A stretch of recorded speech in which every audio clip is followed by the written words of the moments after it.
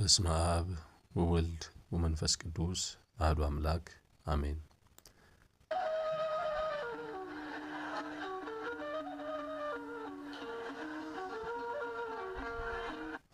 እንኳን ለታላቁ መልአክ ለቅዱስ ገብርኤል ዓመታዊ ክብረ በዓል በሰላም አደረሳችሁ።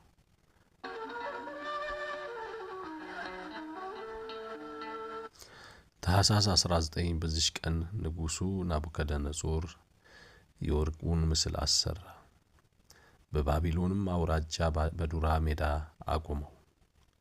ለወርቁ ምስል ሁሉም እንዲሰግድ እንዲንበረከክ አዘዘ። ሁሉም ሰገደ፣ ተንበረከከ።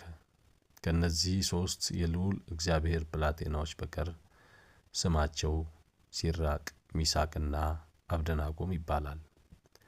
ናቡከደነጾርም በብስጭትና በቁጣ 3ቱን ብላቴናዎች ያመጧቸው ዘንድ አዘዘ። ወደ ንጉሡ ፊት አመጧቸው። አምላኬን አለማምለካችሁ ላቆምኩትም ለወርቁ ምስል አለመስገዳችሁ እውነት ነውን? እንግዲውስ በሚነድ እሳት እቶን ውስጥ ትጣላላችሁ። ከእጄ የሚያድናችሁ አምላክ ማን ነው ብሎ ተናገራቸው።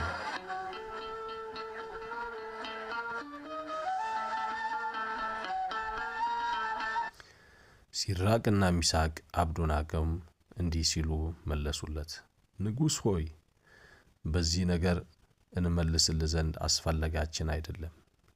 የምናመልከው አምላካችን ከሚነደው ከእቶን እሳት ያድነን ዘንድ ይችላል፣ ደግሞም ያድነናል።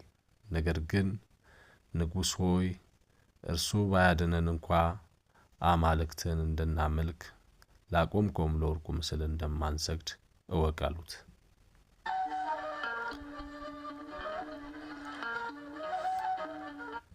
የዚያን ጊዜም ናቡከደነጾር በሲድራቅና በሚሳቅ በአብደናጎም ላይ ቁጣው ሞላበት፣ የፊቱም መልክ ተለወጠባቸው። እርሱም ተናገረ፣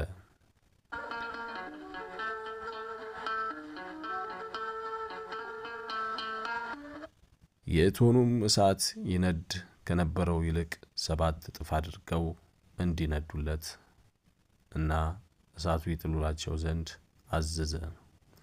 የዚያን ጊዜም እነዚህ ብላቴናዎች ከነልብሳቸው ከነመጎናጸፊያቸው ታስረው እሳት ውስጥ ተጣሉ። ናቡከደነጾር አሟሟታቸውን ሊመለከት ቆመ። ወደ እሳቱም ተመለከተ። 4 ሰዎችም በእሳት ውስጥ ሲመላለሱ አየ፣ ተደነቀ። ፈጥኖም ተነሳ፣ አማካሪዎቹንም 3 ሰዎች አስረን በእሳት ውስጥ ጥለን አልነበረምን ብሎ ተናገራቸው።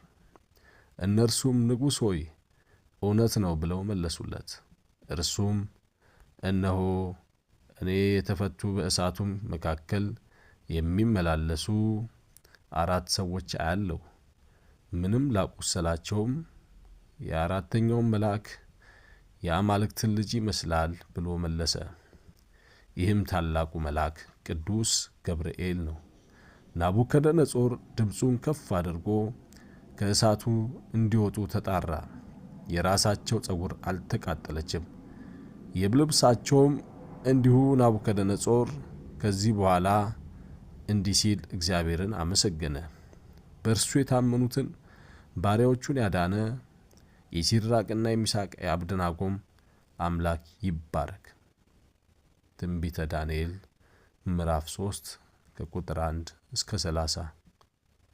ከበዓሉ በረከት ያሳትፈን፣ አሜን።